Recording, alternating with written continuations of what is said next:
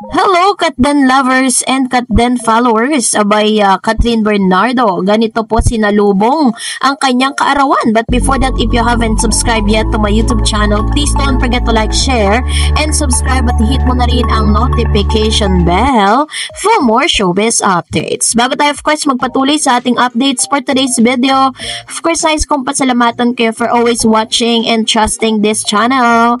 Thank you so much sa inyo pong panonood. At ngayong araw, eto na dahil special ang araw na ito dahil si Catherine Bernardo na minamahal na aktres ng Pilipinas ay nagdiriwang ng kanyang ika-29 na kaarawan ngayong araw ng Marso 26, 2025. Sa paggunita ng special na araw na ito, nagbahagi siya ng mga larawan mula sa isang nakakamanghang photoshoot na nagpakita ng kanyang kahangahangang pangangatawan. Sa mga larawan, ito makikita si Catherine na nakasuot na itim na crop top at bikini bottom na nagpapakita ng kanyang tone abs habang hawak ng isang chips.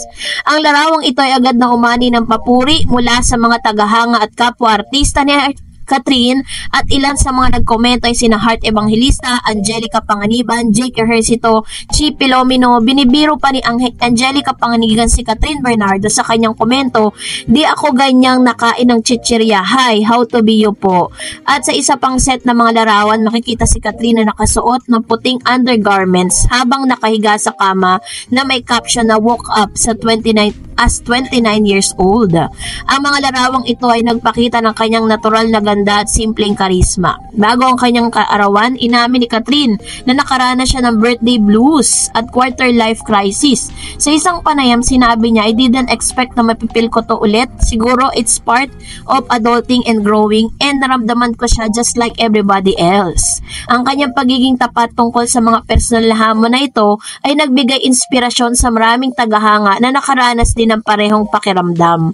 Hindi ito ang unang pagkakataon na ginamit ni Catherine ang kanyang kaarawan upang magbahagi ng mga makbuluhang mensahe at larawan. Noong ika-25th kaarawan noong 2021, nagbahagi siya ng mga black and white portraits na nagpapakita ng kanyang eleganteng imahe at ang mga larawang ito ay kuha ng photographer na si Charisma Lico Santos at nagpakita ng mas mature na bersyon ni Catherine. Sa kanyang caption, sinabi niya, "Another year, another birthday, another reason to be thankful." Noong sumunod na taon sa kanyang ika-26 na kaarawan, nagbahagi si Catherine ng isang mga daring na larawan kung saan siya ay nakasuot ng puting bikini habang nasa El Nido, Palawan. Ang larawang ito ay bahagi ng kanyang cover shoot para sa Preview magazine kung saan tinalakay niya ang kanyang pagkatuto ng masabi ng no at ng kanyang paglabas sa comfort zone.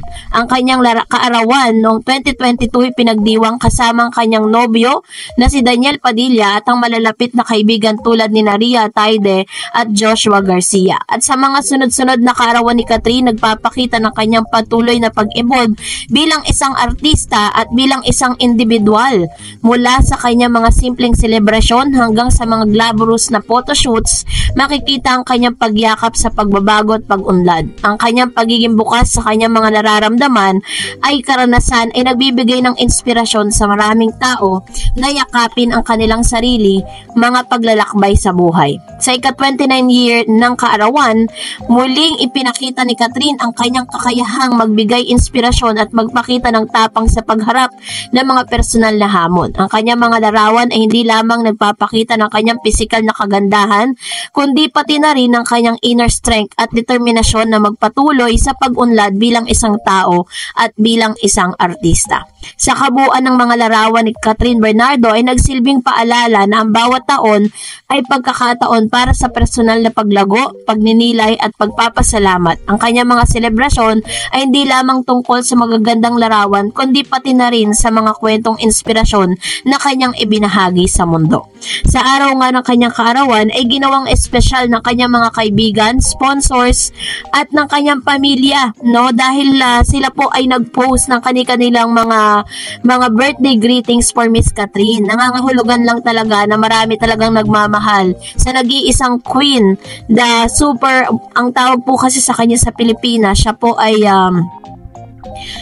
ano po siya, Asia Superstar. Ayan, siya po si Miss Catherine Bernardo. So, kasabay nga nito, may mga nagpakita ng pagmamahal kay Miss Catherine Bernardo kung saan sa kanilang mga IG account ay nakabalandra ang pagmumukha nitong si Miss Catherine Bernardo. Pero syempre, para po mas maging masaya tayong lahat, hanap po tayo ng means kung paano naman ginawang espesyal ng kanya pong friend na si Mr. Alden Richards ang kanyang kaarawan. Yun po kasi yung kaabang-abang At wala pa rin naman pong binabanggit kung saan po ginanap yung kanyang kaarawan kasi sa kanilang IG ay tila baga mga larawan ni Miss Catherine Bernardo na parang super sexy ang nakita natin. Na parang nasa isang room po siya na nakasuot po siya ng puting damit, crop top, and underwear, no? Sa isang bed na puro white. Hindi natin alam kung nasa Isla Amara na po siya, which is isa sa mga paborito niyang puntahan, yung kanilang resort sa Palawan. So, para po sa mas marami pang updates, mag-abang lang tayo dahil ihahatid pa po natin ang ilang mga kaganapan sa special na araw ni Miss Catherine Bernardo. At ngayon naman, bago tayo magtapos, of course, narito naman ang ilan sa mga reaction po ninyo patungkol naman sa ating latest update. So, unahin po natin ang komento mula kay Miss... Sabi po dyan, si Miss Monica Acob. Alam nga naman, Miss Tarets, nandun si Mama Min. Tapos wala si Catherine, imposible naman siguro yon. Ayan. So, salamat po sa inyo pong komento po, Miss Monica Acob. And nakita naman natin si Mama Min sa birthday ni Miss Julia. Ang isa sa mga... according po sa source, kaya po si Miss Catherine Bernardo ay hindi namataan doon po sa mga photos kasi late na po dumating si Catherine. During that time pala, meron po siyang other, parang may in-invite siya ni Mr. Ben Chan, no? Para po talagang bago siya pumunta dun sa lugar na birthday po ni Miss Julia. Sabi ni Miss Be Manangan, bida na naman tuloy ang hashtag Katden, sila naman ang spotlight. Ibig sabihin talagang masikat sila at bitter. And sabi ni Miss Raquel, so sabi ko nga sa inyo, pag nandun si Miss Dimples Romana, nandun si Catherine. Magbe-best friend yung tatlong yan. Nasa birthday talaga ni Julia si Catherine. Bahala kayo basta kami. Hashtag Team Panatag Katden. Pagkatapos namin ng bench of work, di ba nandun yung family Polkerson at Bernardo family. Nag-dinner po silang lahat. Doon na lang sa SB19 nakuhaan magkakasama si Alden, Kat at Chip. And sabi ni Miss Marilu, hey Miss Tarets, my heartful thanks for giving us updates about Katden. As I always say, kampante panatag palagi for Katden, and my faith for Katden will never lose and will be there always. I don't and never bothered with so many issues in social media about Katden, saying that the good relationship they have is for promotion only. For the movie HLA, that Catherine has a new boyfriend, that she and her ex got back together since they cannot prove what's the next fake news. They thinking about the two. Katden, the super powerful, lovable, number 1. Ayan, ito naman sabi ni Ma'am Shi Marilu Santos. And alam niyo po kasi talagang kahit po ano pong ipilit natin, 'di ba? At the same time, nakikita naman talaga natin na meron naman talaga na in between dito po kay Kat at Alden, meron lang talagang mga kontrabida. And sabi niya that she and her ex got back together since they can prove it. What the next fake news? They thinking about the two. Katden, the super powerful, lovable, number 1 in the movie industry today. Yan, matapos nga nila na parang hindi nila na-confirm, no, yung balita patungkol kay Mayor, bumabalik na naman sila kay Daniel. Sabi ni Miss Malu, feeling resurrected na naman ako dahil sa mga bagong ganap ng Katden. And sabi ni Miss Rosal Marcen, wow, so happy naman me. Sabi ni Miss Ruth Tanjag, Bisdar, pansinin mo yung marriage or engagement ring na suot ni Alden sa bench fashion show. Kitang-kita ito na himasin niya ang braso ni Kat. Kanino kaya yung sing-sing na yun, Miss Dars?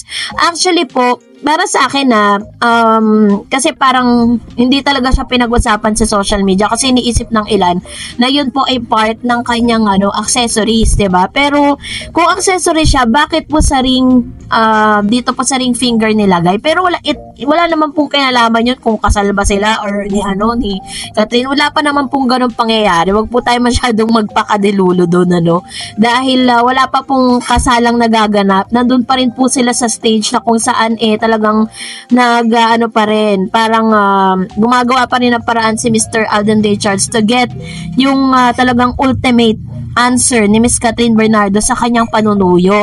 So, nandun pa rin tayo sa stage na kung saan inaalam natin kung anong level na ba yung kanilang relationship. Kahit alam natin na marami pa pong mga naglalabas sa mga evidence na talagang may mga secretly na nagkikita talaga sila. So, that's it for today. For more videos and updates, please don't forget to like and subscribe, and please don't forget to follow my Facebook page, Dar Eds TV. God bless everyone!